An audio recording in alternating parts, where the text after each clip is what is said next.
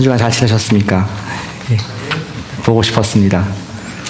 이렇게 얘기하면 되게 쑥스러워 하시더라고요. 뭐라고 반응해야 될지. 예. 사람은 영원히 살 수 없기 때문에 우리는 어떠한 기관이나 개인, 가정이라 될지라도 그 다음 후계자를 생각을 해야 됩니다. 아무리 건강한 큰 회사의 기업의 CEO라 할지라도 그 뒤에 잘 훈련된 이어갈 수 있는 CEO를 얻지 못한다면은 그 회사의 운명이 흔들흔들 할 수가 있는 것이죠. 또 아무리 훌륭한 정치인, 대통령이라 할지라도 그 다음에 그 이어갈 분이 바로 세워 있지 않다면은 나라가 불안할 수밖에 없습니다. 그리고 훌륭한 교회, 훌륭한 목사님이라 할지라도 나이가 다 차서 이제 다음 사역을 감당할 목회자가 있지 않다면은 역시 마찬가지로 미래가 어둡다고 볼 수가 있습니다. 저는 2004년도부터 달라스 신학교에 입학을 해서 공부를 했었는데 그때 참 아름다운 이 승계가 총장님이 승계된 것을 제가 경험을 하게 되었습니다. 약간 울리는데 볼륨을 조정해 줄 수 있을까요? 약간 쇠소리가 끝에 나서. 예, 감사합니다.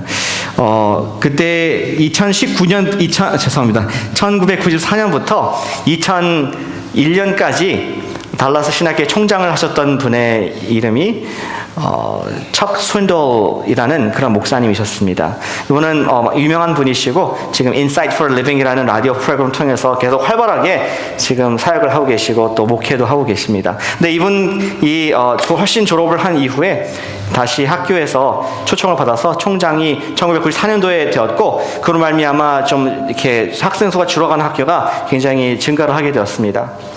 그리고 제가 갔을 때 새로운 총장님이 오셨는데 온 지가 한 3년 됐습니다. 2001년도에 새로 오셨으니까. 근데 총장님이 오셨을 때 그때 달라스 신학교에는 쟁쟁한 교수님들이 많이 있었습니다. 젊은 우리 총장님이신데 그 당시에 아까 말씀드린 척 스윈돌 목사님이 74세였습니다. 그리고 우리 귀납적 성경 연구가의 대가인 하워드 핸드릭스 교수님이 84세. 그리고 또 오랫동안 성경을 가르쳤고 또 BSF에 또 관여하셨던 우리 누굽니까? 드와이트 펜터커스트 94세. 이러한 쟁쟁한 교수님들이 있는 가운데 젊은 마크 베일리라는 총장이 오게 되었습니다. 저는 참 그런가 보다 하고 수업을 들었는데 이 앞서 말씀드린 교수님들이 언제 돌아가실지 모르기 때문에 그 수업 위주로 들었습니다. 또 들어야겠지 않습니까?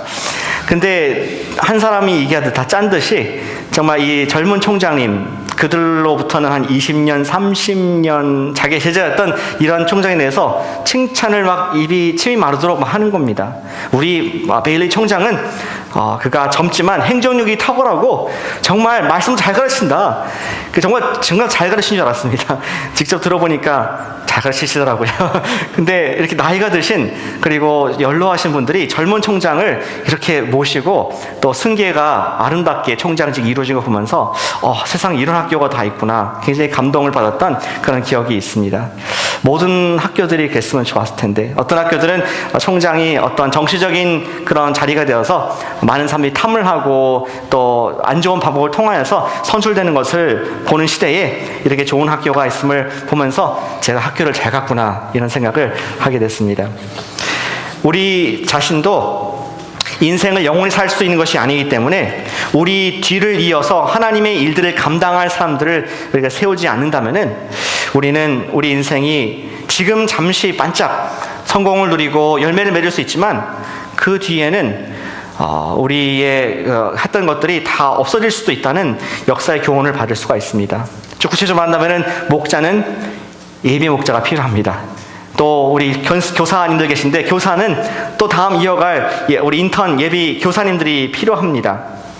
그리고 목회자는 또 다음 세대의 목회자를 준비하는 교회가 정말 미래가 있고 소망이 있는 교회라고 할 수가 있겠습니다.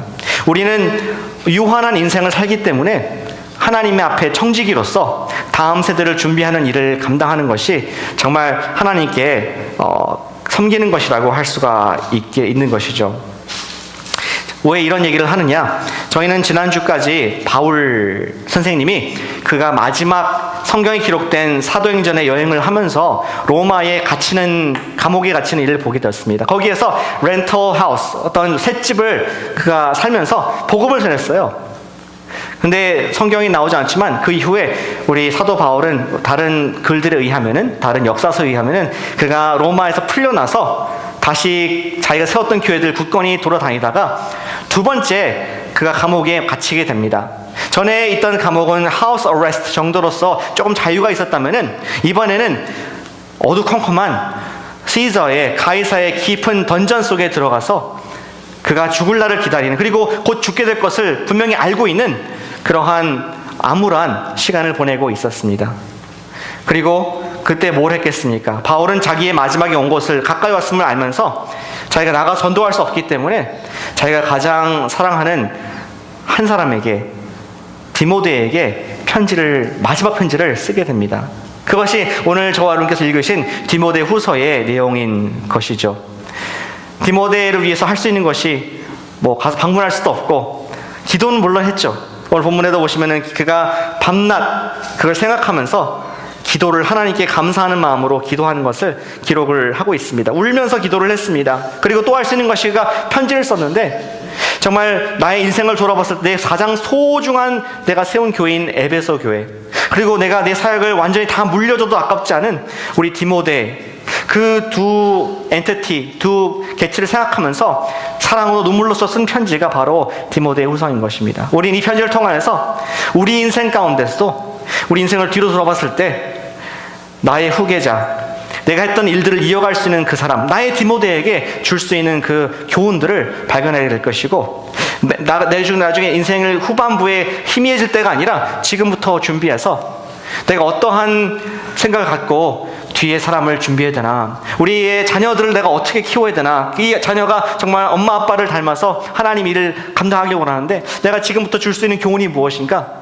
바울이 디모데에게 준 교훈을 통하여서 우리가 두 가지 레슨을 함께 보기를 원합니다. 첫 번째, 한번 따라해 주시겠습니까? 영어인데요. 한번 혀를 굴리면서 한번 해보겠습니다. Be unafraid.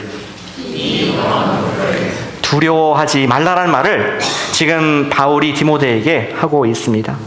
3절부터 7절 말씀에 있습니다. 특별히 3절을 5절을 보시겠습니다. 지금 바울은 디모데에게 격려를, encouragement을 하고 있습니다. 그가 감옥에 있었지만 격려를 하면서 너가 이것이 있기 때문에 Don't be afraid. 두려워하지 말라. 이렇게 자기의 후배에게 얘기를 하고 있습니다. 무엇이 있었습니까? 5절에 보니까 거짓이 없는 믿음이 내 속에 믿음이 있음을 생각하라. 기억하게, 리마인드를 하고 있습니다. 지금 너가 보통 사람이 아니라 너한테는 너 안에 소중한 진조 같은 귀중한 것이 있다. 근데 이 믿음은 어디서 왔느냐? 바로 너의 할머니, 외할머니죠. 로이스, 그리고 내 어머니 유니게 속에 있었고, 이제는 할머니, 어머니, 너에게까지 이 귀중한 신앙의 유산이 있음을 내가 알기 때문에 Don't be afraid. 너는 하나님께서 기대하는 그 리더, 에베소 교회의 담임 목회가 되기에 충분한 자격이 있어. 이러한 말을 암시적으로 하고 있는 것입니다. 그래서 거짓이 없는 믿음이라는 뜻은 우리 헬라어로 보시면은 안히프로코토스라서 히포크리시에 안이 붙었습니다. unhypocritic, 외식하지 않은, 어떤 척하지 않은 진정한 pure한 믿음을 네가 갖고 있다. 지금 디모데를 용기를 주고 있는 것입니다. 다시 말해 디모데의 신앙은 사람들 앞에서 보이기 위한 신앙이 아니었습니다. 그는 정말 청년으로서, 젊은 사람으로서 하나님 앞에 바르게 살고자 하는 그런 신앙을 평생 지켜온 하나님의 순수한 열정적인 목회자였음을 바울이 기억하면서 디모데에게 편지를 쓰고 있습니다. 두 번째가 있었습니다. 디모데가 신앙의 유산이 있었을 뿐만 아니라 그 두 번째가 있었는데, 그것은 바로 바울의 안수받고 얻게 된 하나님의 은사를 기억하라라고 말씀하고 있습니다. 그가 처음 태어날 때부터 신앙의 가문에서 자라난 것이 물론 신앙의 유산이 있습니다. 그러나 두 번째 기억할 것은 6절에 내가 나의 안수함으로 내 속에 있는 하나님의 은사를 다시 불일듯하게 하기 위하여. 불일듯. Fan the flame. 지금 너 안에 조그만 불꽃이 있는데 fan, 이 바람을 통하여서 너의 그 있는 작은 은사가 거대한 불이 되기를 내가 격려하면서 너에게 쓰는데, therefore 따라서 do not be afraid. Be unafraid. 두려워하지 말라. 너는 할 수 있다라고 격려의 말씀을 하고 있습니다. 이 은사가 무엇인지 말씀드리기 전에 5절에 다시 한번 보겠습니다. 5절에 그가 외조모와 어머니 유니게에 이거 좀 약간 빠뜨렸는데 왜 어머니 얘기를 자꾸 했을까요? Where's daddy? Where's 할아버지? 좀 남녀 평등하지 않은 것 같습니다. 왜 아버지로부터 물려받는 신앙이 아니라 어머니로부터 받는 신앙일까요? 그것은 디모데가 약간 약점이 있었습니다. 성경을 아시는 분들은 아시겠지만 이고니온에서 그가 우리 헬라의 도시에서 바울에서 픽업되었을 때 그는 어머니가 유대인, 아버지는 이방 사람이었습니다. 외국인이었습니다. 헬라 사람이었습니다. 로마 시민권자였습니다.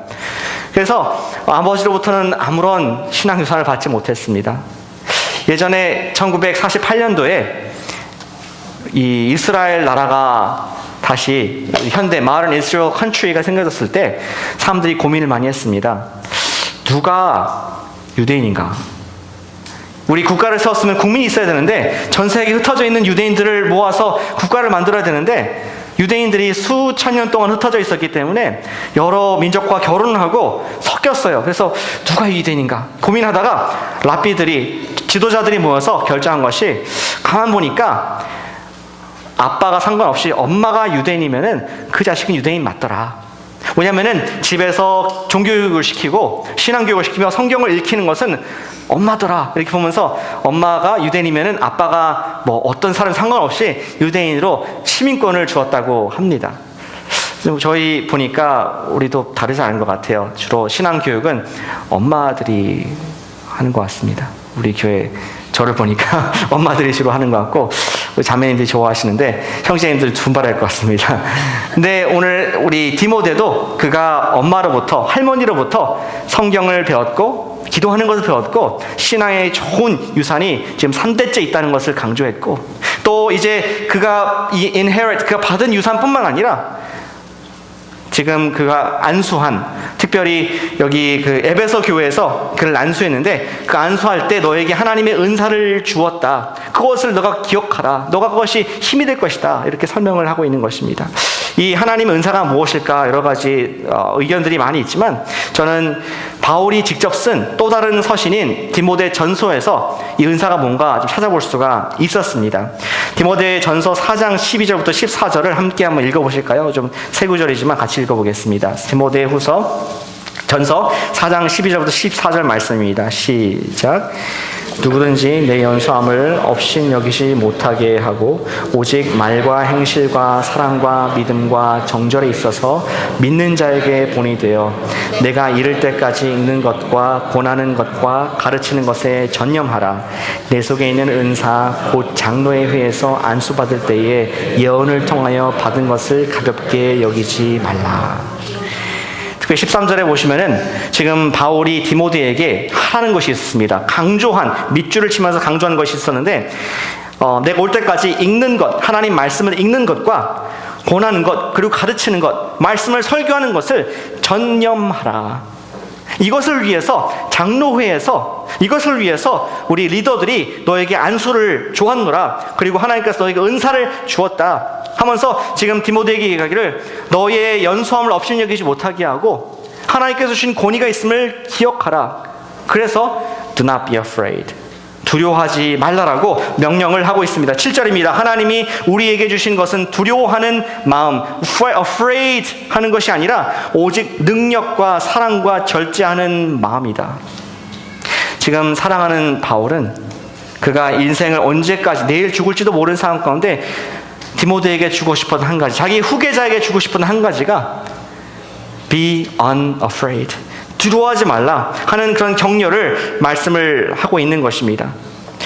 우리가 적용하기 원하는 것은 사람을 세우기 위해서, 내 뒤에 사역을 이어가기 위해서, 그것이 우리의 가정이 되었던, 직장이 되었던, 우리 교회가 되었던, 하나님이 일이 되었던, 은사를 세워주고 사역을 격려할 때 후계를 할 수 있다는 것을 배울 수가 있습니다. 다시 말씀드리겠습니다. 우리가 은사를 세워주고 사역을 격려하시길 바랍니다.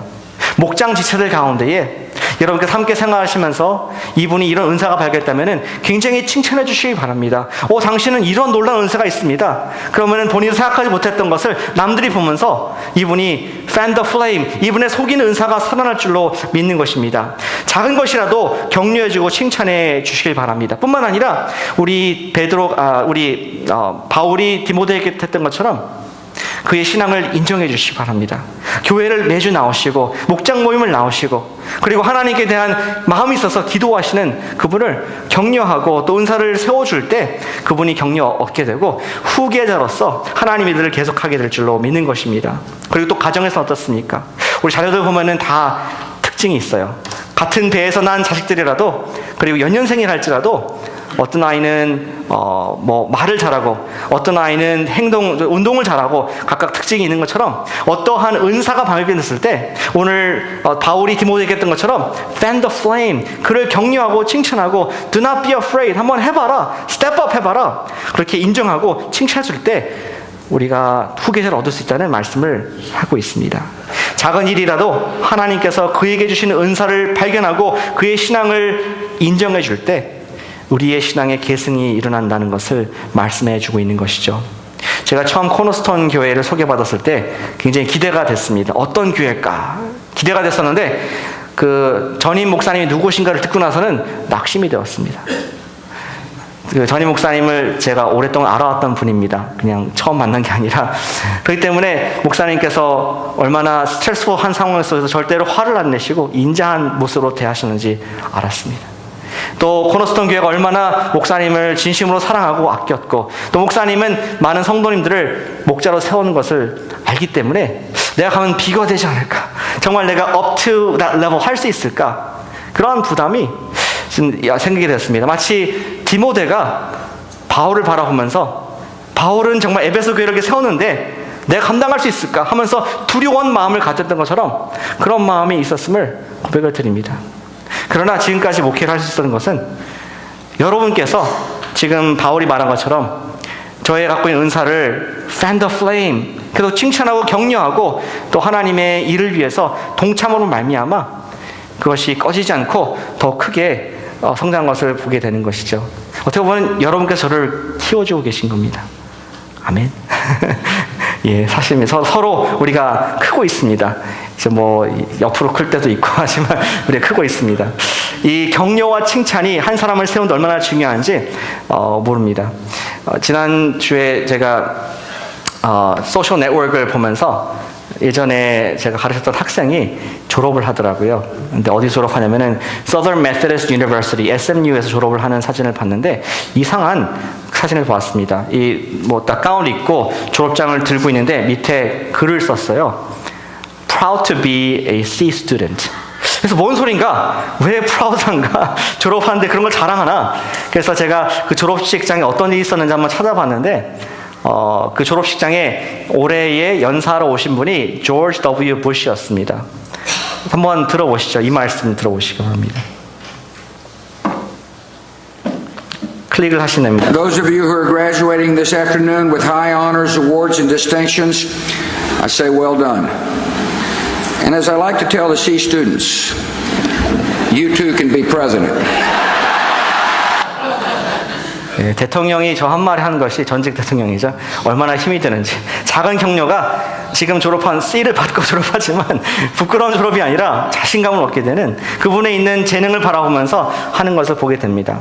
우리 바울도 디모데에게 그렇게 하는 것 같습니다. 네가 지금은 어리고 또 경험도 없지만 너는 지금 잠재성이 있어. Fan the flame. 너 속에 있는 은사를 기억하라. 너 속에 있는 그 위대한 신앙의 유산을 어머니로부터 조부로부터 받은 그 신앙을 기억하라 하면서 격려를 하고 있습니다. Do not be afraid. 우리 성경에서 두려워하지 말라는 표현을 몇 번 하고 있다고 합니까? 우리 교회를 오래 다니신 분들은 많이 들으셨을 겁니다. 몇 번 나와 있으니까? 김우영재님 대표로 365 또는 어떤 분은 366번 얘기한다는 분도 있습니다. 윤년까지 쳐가지고 everyday 걱정하지 말라 이렇게 얘기하는데 사실 사실은 아닙니다. 말씀하면 안 되나? 그냥 맞춘 건데 어쨌든 그만큼 우리가 새로운 일을 함에 있어서 걱정이고 매일 everyday가 두렵기 때문에 하나님께서 두려워하지 말라는 강조한다는 표현으로 그렇게 얘기를 하고 있습니다. 근데 마찬가지로 지금 후계자에게 마지막으로 해주고 싶은 말이 Be unafraid. 두려워하지 말라. 너는 할 수 있다. 너의 주신 은사와 너희가 함께 하시는 하나님의 그 유산이 너를 주장할 것이다. 이렇게 후계자를 세우는 방법을 우리에게 보여주고 있습니다. 두 번째가 있습니다. 바울은 지금 aspiring protege인 우리 디모데를 위해서 두 번째 조언을 해주고 있습니다. 그것도 한번 같이 겸손히 따라해 주시겠습니까? 영어인데 또 한번 굴려주셔야겠습니다. Be unashamed. 예, unashamed. 복음을 부끄러워하지 말라라고 말을 하고 있습니다. 8절을 보시겠습니다. 너는 내가 우리 주를 증언함과 또 주를 위하여 갇힌 자 된 나를 부끄러워하지 말고 하나님의 고난 능력을 따라 복음과 함께 고난을 받으라. 오늘 디모데 보시니까 부끄러워했던 것 같습니다. 그는 자기의 전임 몹상이었던 우리 바울을 보면서 바울이 지금 로마의 감옥에서 쇠를 차고 범죄자 취급당하고 있습니다. 그 마음속에는 부끄러워하는 약간 수줍고 무서운 마음들이 있었음을 바울이 알고 있었습니다. 그리고 말하기를 그 고난을 부끄러워하지 마라. 고난을 함께 당하라 라고 얘기를 하고 있던 것이죠. 디모데가 영적 승계를 부담스럽게 생각했던 또 다른 이유는 바로 자기의 멘토였던 바울이 로마의 감옥에서 고생한 것을 보았기 때문에 수치스러운 생활을 하는 것을 보았기 때문에 그 교회를 담임하고 있는 지금 디모데 입장에서 혹시 나도 내가 다음 탓은 아닐까 하면서 대단한 부담감을 가지고 자기에게 주어진 그 승계를 두려워하고 거부하고 부끄러워하는 모습을 성경이 보여주고 있는 것입니다. 그러나 바울은 이런 마음을 알고 그것을 위해서 말을 하고 있습니다. 이 복음이 어떠한 것인가? 부끄러워하지 마라 이유가 무엇인가? 9절에 설명하고 있습니다. 하나님이 우리를 구원하사 거룩하신 소명으로 부르셨다. 이것은 하나님께서 우리에게 주신 것이다. 하나님의 선물이다. 9절 하반부에 보시면은 그리스도 예수 안에서 우리에게 주신 은혜대로 하심이다. 아무리 포장지가 너덜너덜하고 아무리 하찮아 겉모양이 하찮아 보이고 가시가 있고 쇠사슬로 묶여있다 할지라도 이것은 누가 줬다? 하나님 아버지께서 그의 베스트를 주신 것이다. 이것을 부끄러워하지 말라. 이것을 거부하지 말라. 이러한 바울의 복음에 대한 설명을 디모데에 함으로 말미암아 이 유업을 이어가라는 것을 부끄럽지 않고 자랑스럽게 하라고 권면을 하고 있습니다. 그리고 이 복음에 대해서 좀 더 구체적으로 얘기하기를 10절에 구주 예수 그리스도의 나타나심으로 말미암아 사망을 패하시고 복음으로써 생명과 썩지 아니할 것을 드러내셨다. 이 복음은 바로 생명 자체인 것이다. 이것은 단순히 어떤 내 삶을 잠시 유익하게 하는 것이 아니라 너의 영혼을 우리의 모든 사람들에게 구원을 주시는 하나님의 기프트다. 부끄러워하지 말라. 주시는 분을 부끄러워하지 말고 또 그 의미를 부끄러워하지 말라. 설명을 하고 있습니다. 또 다른 바울의 서신인 로마서 1장 16절을 한번 같이 읽어주실까요? 우리 화면에 나오시죠? 1장 16절 띄워주시면 같이 한번 읽어보겠습니다. 시작. 내가 복음을 부끄러워하지 아니하노니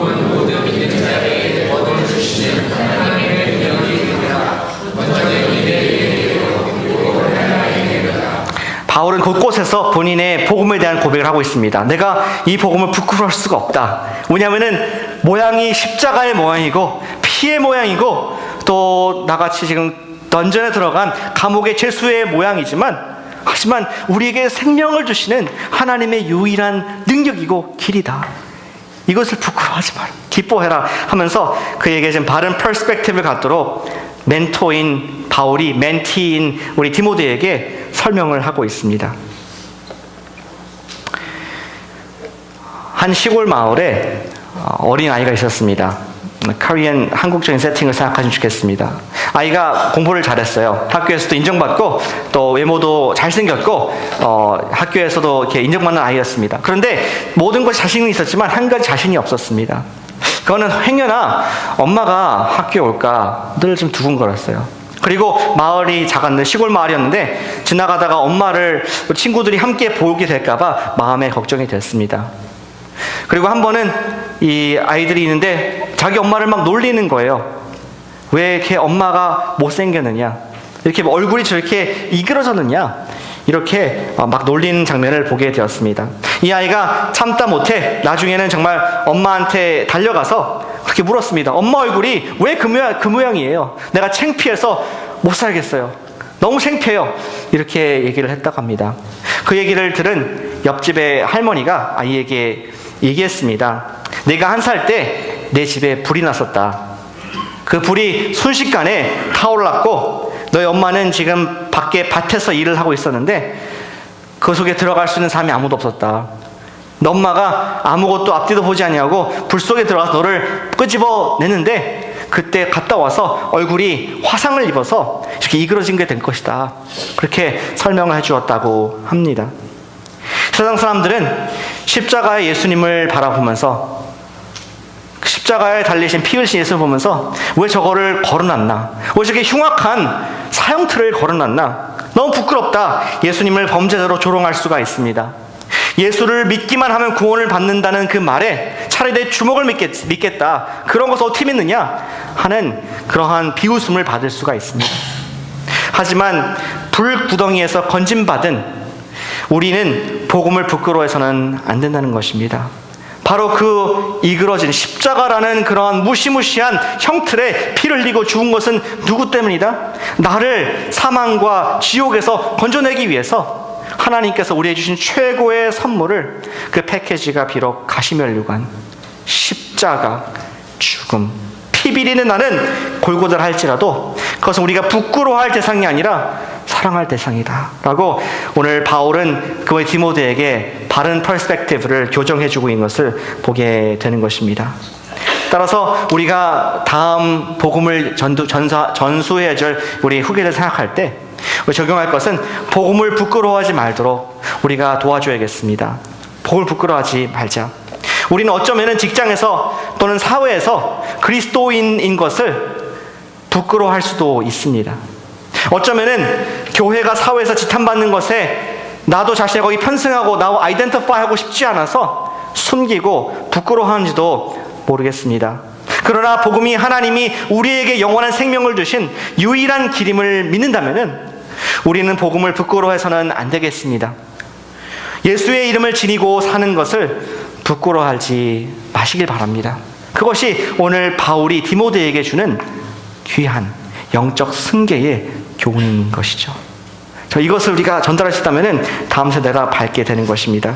오늘 바울은 위축되어 있는 디모데에게 신앙과 은사를 인정하고 그의 신앙을 인정하고 그의 받은 안수를 기억하게 함으로 말미암아 두려워하지 말라, be unafraid, 그렇게 도전하고 있습니다. 그리고 그가 바울의 지금 복음을 위해서 고통받는 삶을 보여주면서 be unashamed, 이 복음이 우리를 살린 하나님의 능력이다, 어떠한 모양이라 할지라도 하나님의 사랑을 받으라 하면서 다음 세대를 격려하는 모습을 볼 수가 있습니다. 그렇다면 궁금해지는 것이 있습니다.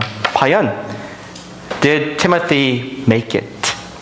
지금 온갖 역경 가운데 복음을 받는 것이 인기가 없는, 언제든지 감옥에 갈 수 있는 상황인데 과연 디모데는 에베소 교회에서 목회자로서 교회를 성장시키고 복음을 전할 수가 있었는가? 어떻게 생각하십니까? 아시는 분 계십니까?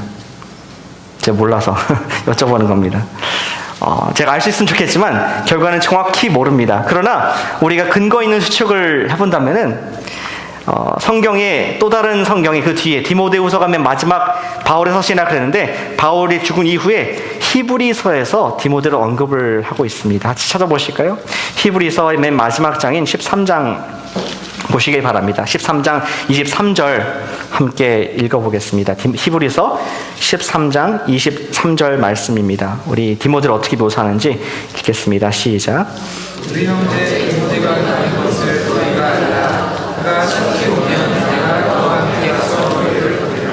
지금 보니까 우리 형제 디모데가 노인 것을 너희가 알라. 그가 지금 어레스트 됐다가 풀려났다. 그가 자유가 되었다. 무슨 말입니까? 디모데는 감옥 갔다 왔습니다. 요즘 시대에 그렇게 말하는 게 좋은 얘기는 아니지만 복음을 위해서 지금 히브리서에서 말하기를 고난을 당했다. 바울이 그랬던 것처럼 우리 디모데가 백업하지 않고 back off 하지 않고 그가 복음을 위해서 고난을 당했다는 것을 우리에게 격려로 주고 있습니다. 역사가 보여주고 있다는 것입니다.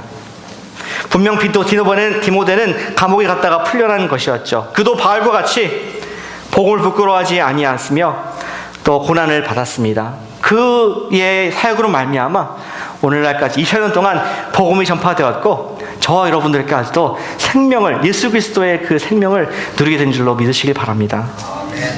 마지막 적용을 드리기 원합니다. 한번 옆에 분에게 좀 격려할 때 제가 이렇게 부탁드리기 원합니다. 영적인 자녀를 생산하자. 이렇게 한번 서로 얘기하시길 바랍니다. 영적인 자녀를. 특별히 형제인들이 들으셔야 됩니다. 자매인들은 속으로 생각하기를 네가 산고의 고통을 알아? 우리가 영적인 자녀를 생산하자. 그것이 우리 적용이 되기를 원합니다. 사도 바울의 우리를 향한 멘토로서의 말씀입니다. 제가 역사에서 가장 좋아하는 설교자가 누구인가요? 웨슬리. 저를 너무 많이 아시는 것 같습니다. 숨을 데가 없습니다. 근데 웨슬리 얘기를 조금 하겠습니다. 많은 사람들은 같은 시대의 설교자였던 그 당시에 빌리그램으로 뽑는다면은 웨슬리가 아니라 바로 윗필드를 꼽게 됩니다. 사진 보이시죠? 그림만 봐도 느낌이 오시죠? 윗필드는 수천 명, 수만 명 앞에서 복음을 전하고 회개하는 그런 역사를 일으켰습니다. 웨슬리는 그림 말해두듯이 항상 소그룹에서 목장 정도에서 말씀을 소고소고 전하고 또 다음 마을 가서 토론들 이런 식으로 사역을 했습니다. 그래서 많은 사람들이 윗필드는 들어봤지만 웨슬리는 들어보지 못하는 그런 상황에 있는 것이죠. 한때는 벤자민 프랭클린이 이제 윗필드는 미국에서 주로 설교하셨는데 워싱턴에서 하는 집회에 참석했었습니다. 프랭클린, 그 사람은 믿는 사람이 아니죠. 근데 너무나 많은 사람들이 운집했기 때문에 한번 세어봤습니다. 소리가 이상하네요. 한 스퀘어 마일당 몇 명이 있는지 세어보고 전체 지금 이 정도의 크기면은 몇 명이 왔을 거다 세어봤는데 놀랍게 3만 명이 말씀을 듣고 있었습니다. 지금처럼 뭐 마이크 대고 캠페인하고 뭐 미디어가 있는 거 아니라 그냥 육성으로 이렇게 해야 되는 제 배터리가 문제인가요? 네. 그러한 가운데 있었습니다. 제가 윗필드 흉내 내릴 것 같습니다.